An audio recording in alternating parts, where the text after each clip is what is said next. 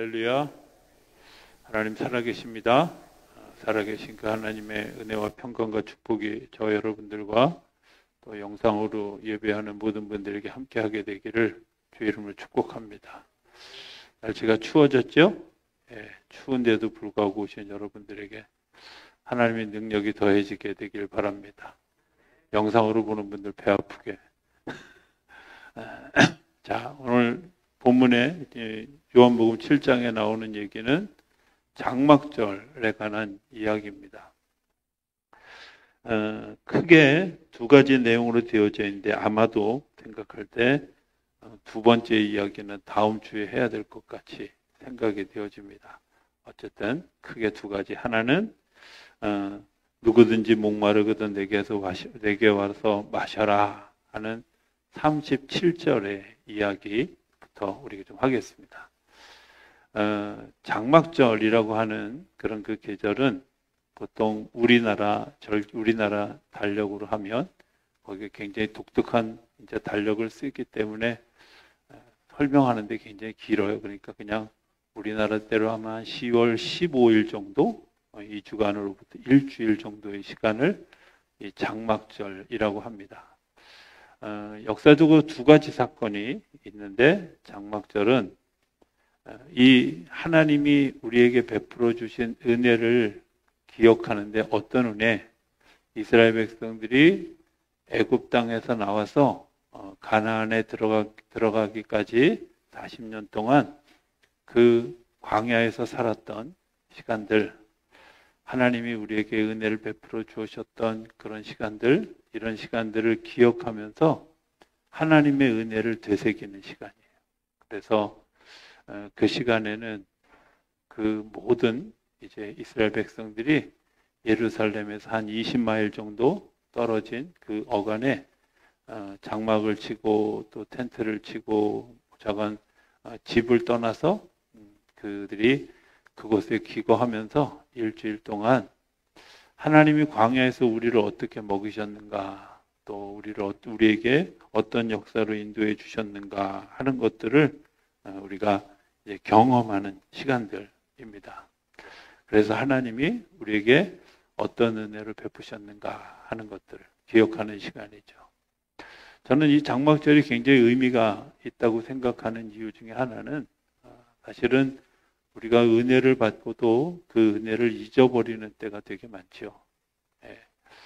은혜를 받은 사실조차도 잊어버린 하나님이 역사하셨던 그런 그 수많은 일들, 그런데 수많은 일들은 다 어디 가고 우리 앞에 환란이 오고 근심이 오면 그때 있었던 그 감격과 기쁨 이런 것들은 다 잊어버리고 하나님 원망하기 바쁘잖아요. 그렇죠?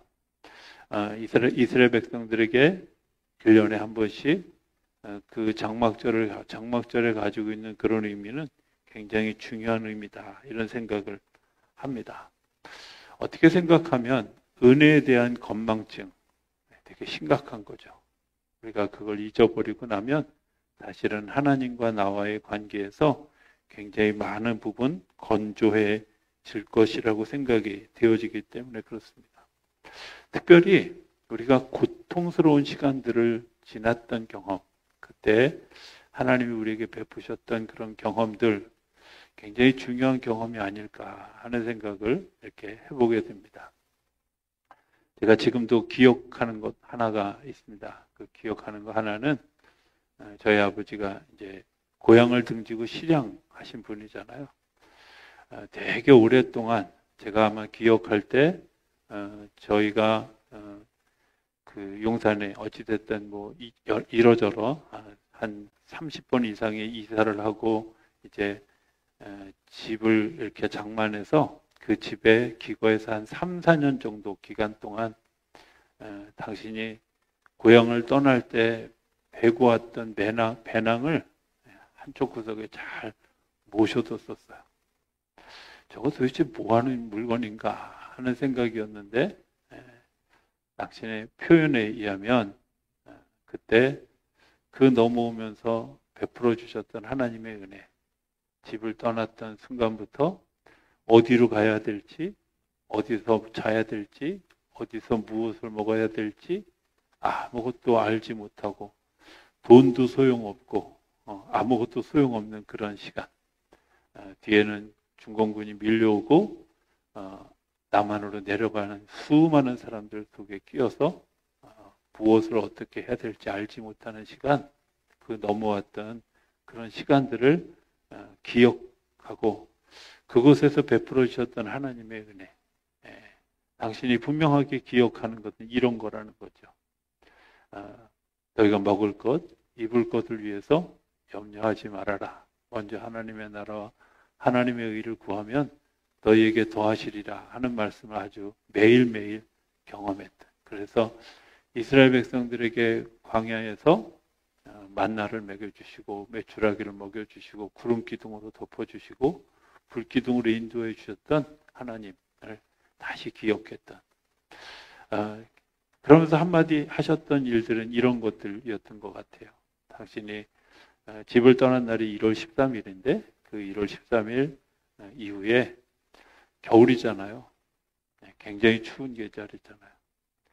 그렇게 걸으면 동상이 걸릴 만도 하고 몸에 뭔가 이상이 있을 만도 하잖아요. 근데 놀라운 건 정말 성경에 나오는 의복이 헤어지지 않았고 그리고 신발이 닳지 않았다. 그 말이 실감날 정도로 하나님의, 그래서 그 배낭을 바라볼 때마다 하나님이 나에게 이렇게 은혜를 베푸셨구나 하는 것. 어떻게 생각하면 고통스러운 시간, 고통스러운 기억들이 우리 안에 있지만 그 시간을 지날 때를 돌이켜 생각해 보면 그때가 하나님이 우리에게 기적을 베풀어 주셨던, 기적의 역사를 만들어 주셨던 그런 시간들이었다는 것을 우리가 알게 되지요. 가끔은 이제 제가 그런 생각을 이렇게 해보게 됩니다. 제가 목회를 나가기 전에 대전에서 한 2년 4개월 정도의 삶을 살았습니다. 어떤 집에 이제 새를 살게 되었는데 그 새집이 아마 우리 둘째 아이가 좀 걱정스러워서 우는 것 때문에 또 저희들이 어찌됐든 새벽에 문을 열고 이제 열 닫고 나가면서 새벽 기도하고 또 가정에서 예배드리는 뭐 이런 것들이 아마 보기 싫었는지 저희가 이제 한 1년 정도 남짓 살고 난 다음에 주인집에서 세를 냈어요. 그러니까 이제 그때는 뭐 2년 이런 거 보호 기간이 없었던 때였는데 세를 놓겠다 하고 막 복덕방에 또 교차로에 복덕방 그러니까 옛날 사람이 부동산에 다 내놓고 막 했는데 아무도 안 오는 거예요. 집 보러도 안 오는 거예요. 집 보러 오면 어떻게 하나 하는 두려움이 있는데 정말 놀라운 것은 그로부터 1년 4개월 동안 한 번도 집 보러 오는 사람이 없었던 거예요. 이제 그 덕분에 어찌됐든 저희는 그 집에서 잘 살다가 생성의 목회가 가게 되어져서 주인집에 전세보증금 나중에 주셔도 괜찮습니다. 일단 저희가 이사를 가야 되겠습니다. 왜냐하면 뭐 우리가 전세를 이사를 가는 것도 아니고 하니까 나중에 줘도 괜찮겠습니다 하고 그냥 떠났어요. 믿고. 근데 돈을 받으러 오라는 거야. 아니 붙여주면 되지 뭘 그게 싫어가지고 1년 만에 저기 집 내놨던 사람이 뭘 그렇게 보고 싶다고 오라고 하는지. 그래서 돈을 받으러 이제 굳이 대전까지 다시 갔던, 그때 그 주인집 아주머니가 해주셨던 이야기가 이렇게 기억에 납니다. 제 기억이 아마 그때가 전세 800만 원인가 그랬는데 그 1000만 원의 집을 내놨대요. 욕심도 있어, 그죠? 근데 정말 우리 떠나고 난 다음 날 사람이 왔고 계약했고 그 사람들이 자기가 하나님이 정말 당신들을 하나님이 사랑하시는 걸 보았다 이런 얘기를 들었어요. 간증처럼. 뭐 그분도 수복음교회 다니시는 분이었는데 약간 좀 이렇게 날개 달린 신앙인인 것. 들을 게 있는 사람은 들을 수 있게 되길 바랍니다. 어찌됐든 그런 일들, 하나님이 고통 가운데 있지만 그 고통 속에서 역사하시고 기적을 베푸시는 일들. 그래서 그 장막절에 그 은혜를 되새기면서 또 때로는 조상들이 하나님을 원망하고 그 원망했던 것 때문에 그들이 힘들어했던 그런 이야기들을 후손들에게 들려주고 하나님의 은혜 이야기를 들려주는 시간. 그래서 농담처럼 이야기하는 말이 있는데 이스라엘 백성들은 자기 이름이나 자기 생일은 잊어버릴지라도 율법은 잊어버리지 않는다. 이렇게 이야기할 만큼 해마다 그 이야기를 듣는 그리고 그 은혜를 생각하는 그런 시간들이야. 두 번째 요소는 이제 추수감사절의 의미가 그곳에 있습니다. 이때가 다 곡식을 거둬들이는 시기죠. 감사절이 두 번 있는 거 아시죠? 네. 오순절에 있는 맥주감사절과 그리고 이 초막절에 있는 추수감사절이 다 두 개가 따로 있습니다.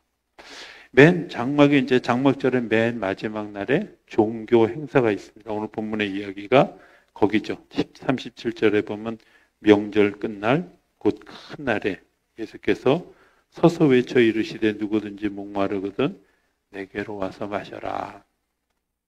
아마 이 장막절에 행해지는 이 마지막 날의 풍습을 모르면 이게 무슨 얘기인지 이제 좀 이해하기 어려운 얘기죠. 이런 것이 있습니다. 전제가 뭐냐면 이스라엘이라는 나라 그리고 예루살렘이라는 곳은 제가 자주 얘기하지만 해발 2,000m 되는 높은 곳에 있어요. 그리고 그 동네는 물이 귀한 동네예요. 우리나라처럼 아무데나 땅 파면 물 나오는 동네가 아니라 정말 물이 귀한 동네. 심지어 중동 지역을 이야기하면서 어떤 분들은 여자들은 하이힐을 신고 다니면 안 된다고. 왜냐하면 잘못 밟으면 석유 나올지 모른다고. 석유는 많은데 뭐가 없어요? 물이 없는 나라예요. 그래서 그 물을 이제 길어서 성전으로 가져오는 행사를 해요. 그 성전으로 가져오는 행사를 위해서 십리 밖에 있는 그 물길에 사람들이 줄을 줄져서 가지고 한 그 4km 정도 되는 그 강물에서부터 구원의 우물들이라고 표현하거든요. 이사야서 12장에 나오는 그 구원의 우물들에서 물을 길어다가 실로암까지 사람들이 쭉 줄을 서서 이렇게 옮겨가는 거죠. 이런 의식을 합니다. 자, 이런 의식을 한 다음에 그 실로암 물에 왔을 때 제사장이 금 항아리를 들고 거기서 물을 퍼서 다시 성전까지 가져오는 일들을 해요. 왜? 이게 일종의 감사절 풍습이에요. 어떤 분들은 우리 한국 교회가 많이 하는 거의 제단 장식을 하는 것처럼 생각하고 막 여기에 배추 갖다 놓고 쌀 갖다 놓고 이런 거 그거 무슨 제사상이냐 이렇게 얘기하는 분들이 있어요. 좀 무식한 말을 좀 하지 말든지 그냥 꼭 그런 사람들이 꼭 있어요. 그죠? 여러분들 좀 그런 사람들한테 분명하게 이야기하시기 바랍니다. 이 구원의 우물들에서부터 시작해서 그 제단 앞에 드려지는 이 물의 의식과 지금 이 의식이 별반 다른 게 없어요. 내가 하나님께 감사해서 그들이 자발적으로 참여하는 거예요. 내가 하나님의 은혜에 감사해서 자발적으로 또 다른 하나님의 역사, 하나님의 인도하심을 기대하면서 그곳에 참여하는 거예요. 거기에 누가 강요하는 거 아니에요. 그러나 그 심리를 가득 채울 만큼 많은 사람들이 나와서 그 물을 길어서 실로암 물에 그리고 실로암에서 다시 성전으로 그 물이 들어갈 수 있도록 줄지어 서서 그 일들을 한다. 너무 감사해서. 왜? 올해도 풍년을 주셨고 올해도 하나님께서 우리에게 은혜를 베풀어 주셔서 우리가 그런 은혜를 입었습니다. 그러면서 그들이 그걸 하면서 부르는 찬송가가 시편 113편하고 118편 두 편을 찬송가로 부르면서 물 항아리를 가지고 오는 행렬 그리고 성전에 들어오면 그것을 제단에 물을 붓는 예식 이게 장막절에 하는 마지막 행사예요. 그러니까 제단에 쌓아놓는 일들은 그 장막절의 행사들을 우리가 같이 감사하는 일들이죠. 자, 근데 한편으로 이런 생각도 해봅니다. 매일매일 하나님께 감사하는 일이잖아요. 그렇죠? 매일매일.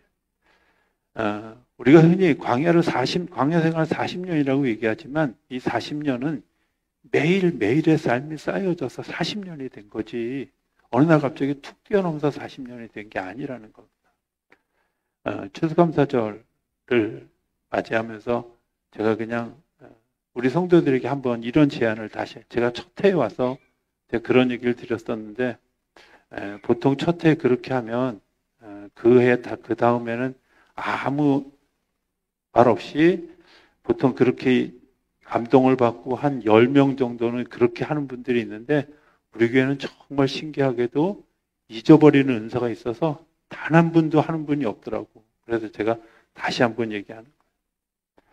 추수감사는 매일 하는 겁니다. 매일. 제가 첫 해에도 그런 얘기 드렸어요. 여러분들 그때는 맥주감사주일부터 추수감사주일까지 감사저금통 나눠주고 거기다 1,000원짜리, 500원짜리 집어넣어서 매일매일 집어넣어서 헌금하자고 그랬던 얘기 기억하시나요? 근데 왜 안 하시는 건지. 매일매일 감사 안 하는 건지. 여러분들 그거 매일매일 내가 하루에 500원씩, 하루에 1,000원씩 내가 감사의 양을 정해놓고 매일매일 하면 사실 추수감사헌금을 따로 막 고민해야 될 이유가 없어요. 저는 그게 어떤 의미가 있다고 생각하냐면 씨를 뿌리고 그 씨를 뿌리기 위해서 매일매일 농사를 점검하면서 그 감사한 일들을 우리가 기억하고 추수 때 하나님께 드려지는 거잖아요. 그러면 도시에 살면서 그런 일이 없다면 우리 속에 하나님 내가 정말 하루를 지나면서 감사하게도 우리 2월 달에 이제 유기성 목사님 오셔서 부흥회하고 나면 하기 싫어도 이제 여러분들 다 예수 동행 일기를 쓰셔야 돼요. 장로님들과 목회자들은 이번 추수감사절을 지나면서부터 저랑 같이 하기로 이미 다 동의를 하셨어요. 그죠? 장로님들 반응이 왜 이렇죠? 이렇게 하기로 하셨어요. 목회자들도 다 그렇게 하기로 얘기했어요. 자, 왜 중요하냐? 감사하는 거죠. 그냥 일기를 쓰기 위해서가 아니라 내가 오늘 하루를 지나면서 무엇이 도대체 감사한지 그 감사한 것들과 말과 더불어서 내가 정해진 액수를 100원을 하든지 500원을 하든지 1,000원을 하든지 제가 매일매일 그 일들을 우리가 쌓아져 가면 저는 그게 추수감사의 또 다른 의미가 있다고 생각합니다. 정말 중요한 것은 어느 날 갑자기 모아진 것이 아니라 하나님께서 우리에게 주신 매일매일을 감사함으로 살아가는 거죠. 감사함으로 살아갈 때 그 열매가 그 드려지는 헌신이 정말 귀한 것이라고 저는 믿어요. 또 그렇게 되어질 수 있게 되기를 기대합니다. 재정부 하신 분들은 아시지만 저는 정말 되게 오래전부터 매일 1,000원씩 그래서 딱 정해져 있어요. 추수감사헌금은 얼마 나오죠. 왜? 그냥 1,000원씩 한 거 모아서 그냥 드리는 거니까. 한번 생각해 봤으면 좋겠습니다. 그리고 우리 삶에 그런 일들을 그래서 물을 주신 하나님, 열매를 주신 하나님, 물 없이 살 수 없는 것처럼 하나님의 은혜 없이 살 수 없는 일들 우리가 기억하며 매일매일을 감사하는 삶을 살아갈 수 있게 되기를 기대합니다. 주님은 근데 이 제사장들이 길러오는 이 물을 보면서 무슨 생각을 하셨냐면 성령의 역사를 생각했어요. 주님이 누구든지 목마르거든 내게로 와서 마셔라 라고 이야기하는 것은 38절에 보면 나를 믿는 자는 성경에 이른 것 같이 그 배에서 생수의 강이 흘러나오리라 하시니. 자, 목마르거든 내게로 와서 마셔라. 예수님이 당신이 생수의 강을 흘러내리는 일들. 여러분들 여기서 이제 좀 기억해야 될 것이 있습니다. 주님은 우리에게 물을 보면서 생수, 성령의 물을 떠올리게 하셨어요. 우리가 그냥 성찬식 때 제가 자주 하는 표현이 있죠. 떡을 떡으로 보면 그냥 떡을 먹었을 뿐이에요. 그러나 떡을 먹으면서 이게 주님의 몸인 것을 기억하는 분은 의미가 다르죠. 포도주를 마시면서 이게 포도주다라고 생각하는 사람들은 아유, 맛이 좋네, 아니네, 이런 얘기 할 수 있지만, 포도주를 주님의 피로 마시는 분들은 의미가 다르잖아요.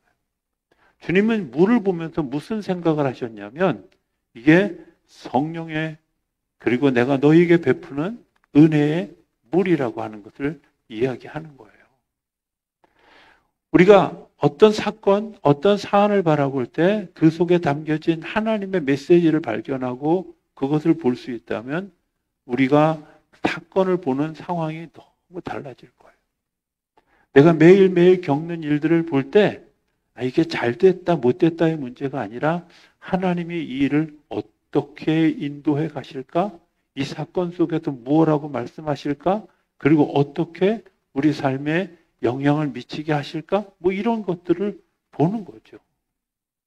하나님이 매일매일 우리의 삶 속에서 그냥 지나가듯이 되어지는 시간들이지만 그 지나가듯이 되어지는 시간들 속에서 우리가 예수님이 물을 바라보며 성령의 역사를, 생수를 바라보게 하셨던 것처럼 오늘 우리가 눈을 열어서 하나님이 하시는 일을 보아야 한다.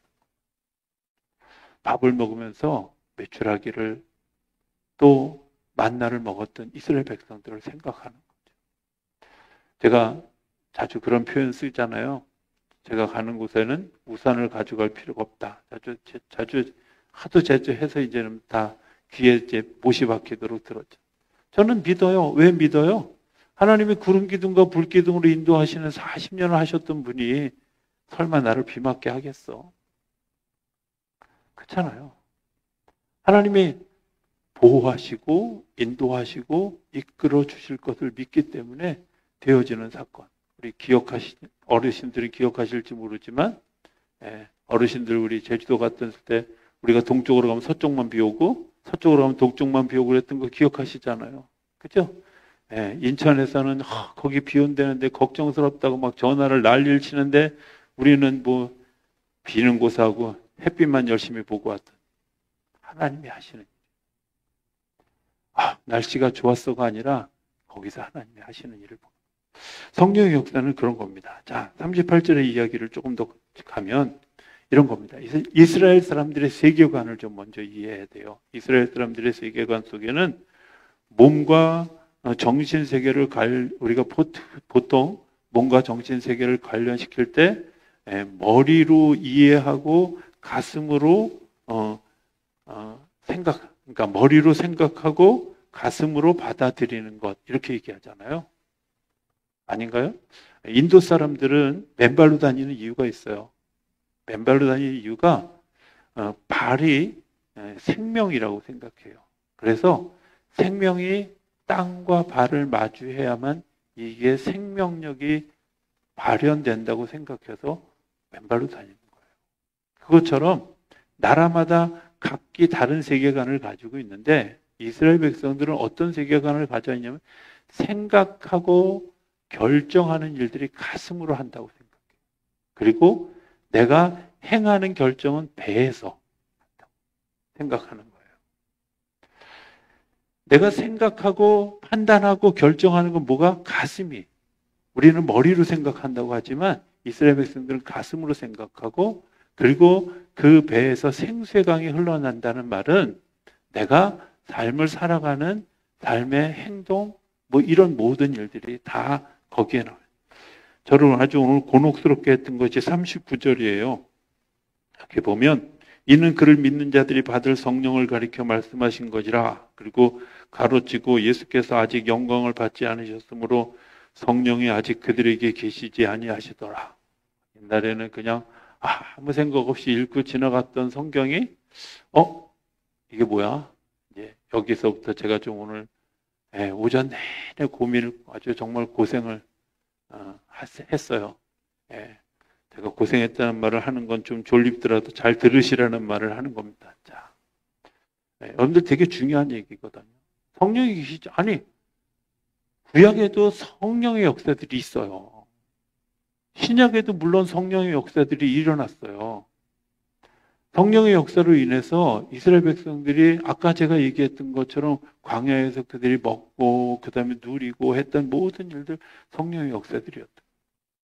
예수님 때에도 성령의 역사가 일어났어요. 예수님이 병 고치고 죽은 사람을 일으키고 하는 모든 일들이 사실은 성령의 역사였어요. 그런데 갑자기 뜬금없이 이게 뭐야?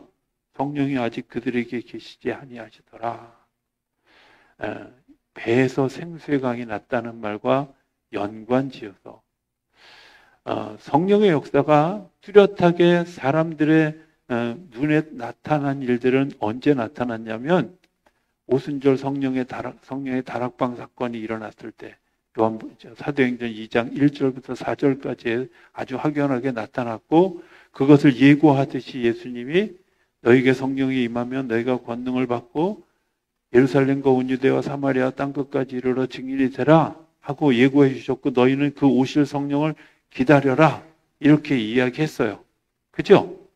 또 예수님이 부활하시고 난 다음에 이세들이 모여 있는데 그곳에 가서 성령을 받으라. 너에게 평강이 있을지어다. 이렇게 이야기하셨어요. 그러면 예수님 이전에는 성령이 없었던 걸까? 아니요.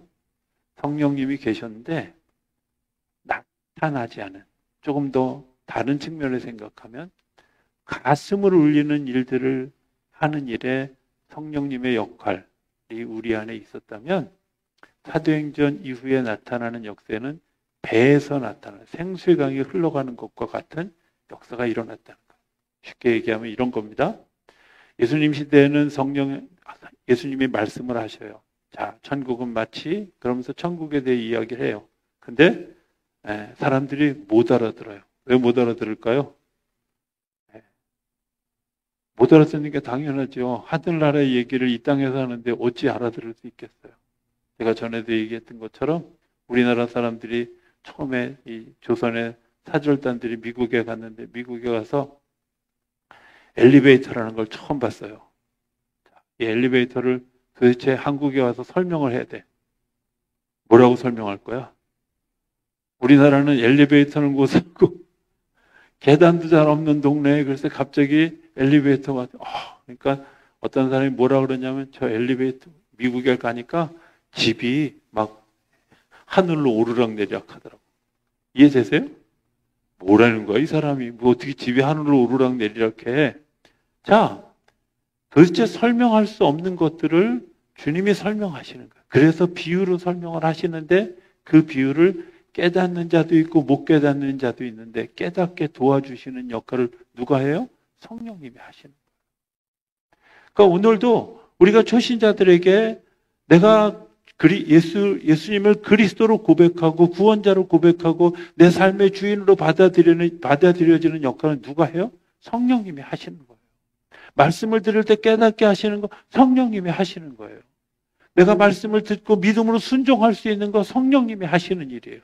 그런데 중요한 건 성령이 아직 나타나지 않으셨다라고 얘기하는 이유는 너희들이 그 생수를 받아들이고 그 역사를 받아들일 때 배에서 생수의 강이 흘러나올 것이다라는 얘기는 이제 겉으로 드러나는 것처럼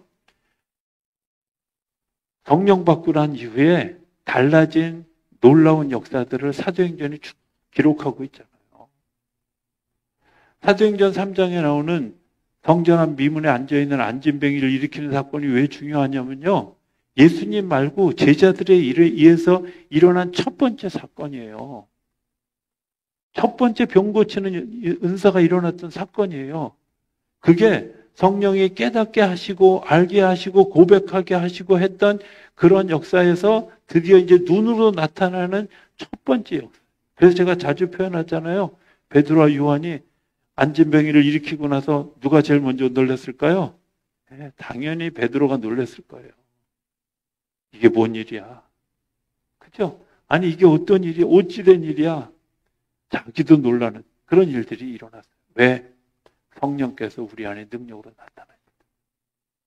배에서 생수의 강이 난다는 말은 어떤 뜻이냐면 이제 내 생각과 내 마음에 움직였던 이 일들이 내 삶에서 나타나게 돼요. 성령이 임하신다는 말은 제가 오늘도 낮에도 성경 공부하면서 그런 얘기 했는데요.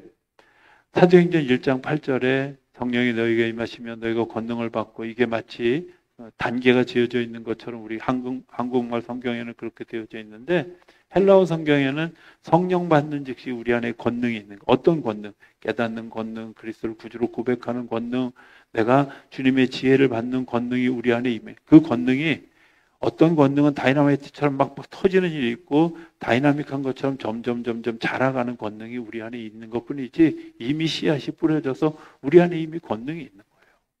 그런데 그 권능이 우리가 앞으로 나아갈 때 예루살렘을 지나가고 온 유대를 지나가고 사마리아를 지나가고 땅끝으로 지나갈 때마다 하나님의 역사가 더해져서 놀라운 일들이 일어나는 거예요.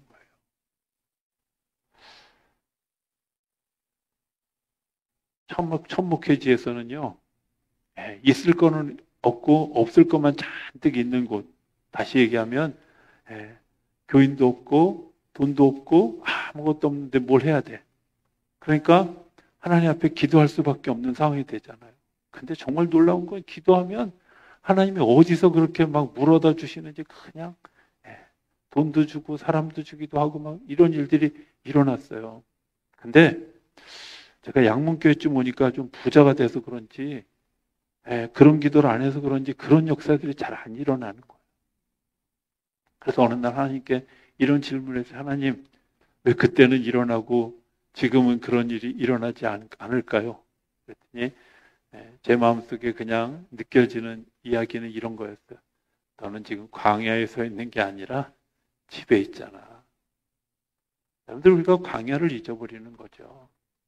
하나님이 내가 광야를 지나는 정말 다 부족하고 아무것도 없는 것처럼 이제 또 다른 내일에 도전하는 사람들에게는 성령의 그 생수의 배 같은 일들이, 배에서 생수가 나는 일들이 우리 안에 일어나지만 우리가 그런 기대가 없이 그냥 깨닫는 것으로 족합니다. 내 마음에 주님이 평강을 주시는 것만 해도 족합니다. 이렇게 생각하고 살아가는 사람들에게는 더 이상 배에서 생수의 강이 일어나지 않는다는 거예요. 은혜를 은혜로 여기지 않는 사람, 하나님의 역사를 감사로 여기지 않는 사람, 하나님의 역사를 내가 내 삶으로 이해하려고 하지 않는 사람들에게는 그런 역사가 일어나지 않는 거예요. 왜 내가 예수 믿고 예수 믿는 삶을 살아야 될까는요, 삶을 사는 게 율법이 아니라 그렇게 삶을 살아갈 때 하나님이 더하시는 놀라운 역사들이 일어나는 거예요. 하나님이 우리에게 뭔가를 요청하실 때는 준비하고 계셔요. 앞에서 준비하고 계셔요. 우리가 몰라서 그렇지. 네? 제가 그 이삭 얘기할 때 그런 얘기 했던 기억이 있어요. 아브라함이 이삭을 바치라고 할 때 정말 제가 성경을 읽으면서 정말 이해 안 갔던 일이에요. 아니, 뭔 하나님이 이래? 뭔 하나님의 아들을 이삭을 바치래? 근데 제가 교회학교 다닐 때 우리 교회학교 아동부 선생님이 정말 그 얘기를 잘못 가르쳐 줬어요. 그 얘기를 설명하면서 뭐 어떤 집에 아들이 있는데 그 아들을 바치라고 하나님이 막 이렇게 기도 중에 사인을 주셔서 그 아이를 잡아가지고 가마솥에 집어넣었다. 도대체 이게 뭔 얘기야? 나는 지금도 그 선생님 만나면 좀 물어보고 싶어. 왜 그때 그 얘기 했는지 좀 물어보고 싶은데, 어쨌든 뭐 두서 없는 그런 얘기를 해서 정신없게 만들어 놨어요. 근데 정말 하나님 이해를 그런데 중요한 것은 하나님이 그렇게 말씀하실 때 이미 그 산에서 잠시 후에 양이 나뭇가지에 걸려서 거기서 애행하고 울 준비를 준비하고 계셨다. 이해되세요? 그건 내가 그 자리에 가야만 알 수 있는 거예요. 내가 그곳에 더 당도해야만 알 수 있는 거예요. 여기서 주님 제게 보여주십시오. 제게 열어주십시오. 열어줘도 몰라. 왜? 거리가 먼데. 가야 되는데. 3일길을 가야 되는데. 우리가 믿음으로 걸어가는 그 일들을 할 때 그 배에서 생수의 강이 흘러 넘치는 역사가 일어나는 거죠. 조금 더 부연해서 이야기하면 베드로는 깨달았어요. 그죠? 깨달아서 예수님을 따랐어요. 배와 그물을 버려두고 예수를 따르는 일은 아무나 할 수 있는 일이 아니에요. 자, 여러분들이 어부라고 합시다. 네? 어부인데 너 다 버려두고 나를 따라와. 예, 그러면 여러분들이 어부가 아니기 때문에 쉽겠다 이렇게 생각해요. 자, 내가 가게를 하고 있어요. 가게 문 닫고 나 따라와. 예, 이것도 가게 하지 않는 분들은 잘 몰라. 그렇죠? 가끔은요, 하나님이 너 하던 일을 멈추고 나만 따라올래? 이런 경우 있어요. 근데 정말 놀라운 것은 그때 하나님이 뒤에 우리를 이끄실 일들을 준비하고 계실까요? 준비하고 계실까요? 준비하고 계셔요. 내가 몰라서 그렇지. 내가 이해할 수 없어서 그렇지. 저희 큰애하고 같이 사역하던 어떤 목사님이 종교교회에 있을 때 목사님이 이제 여러 가지 어려운 상황들이 겹쳐서 부득불 사임을 하게 되어지고 이제 목사는 사실 이게 집을 교회에서 제공하다 보니까 사역을 그만둔다는 말이 곧 노숙자가 되는 상황이 된 거예요. 그래서 그 가족이 피난처처럼 삼았던 일이 뭐였냐면 제주도에 있는 열방대학이라고 DTS 하는 곳에 이제 이사를 해서 이제 그곳에서 DTS 훈련을 받게 됐어요. 오갈 데도 없어요. 부목사를 하다가 사역을 그만두면 담임 목사는 소위 바꾸기라도 하지. 부목사는 쫓겨나면 그만. 이런 상황. 정말 아무 희망이 없을 것 같아. 그런데 하나님 마음속의 감동이 너 열방대학에 가라 였어요. 어떻게 됐을까요? 열방대학 마치고 정말 놀랍게도 하나님이 그의 길을 열어주시고 생각하지 못했던 사람들 불러주셔서 사역할 수 있게 하고 그 사역을 더 풍성하고 아름답게 내가 훈련되어진 모습으로 할 수 있도록 이끌어가요. 하나님이 우리를 부르시는, 하나님이 우리를 때로는 코나로 모르시는 이유가 뭘까 생각해보면 내가 가슴으로 느끼고 이해했던 것을 이제 배에서 생수의 강이 흐르는 것처럼.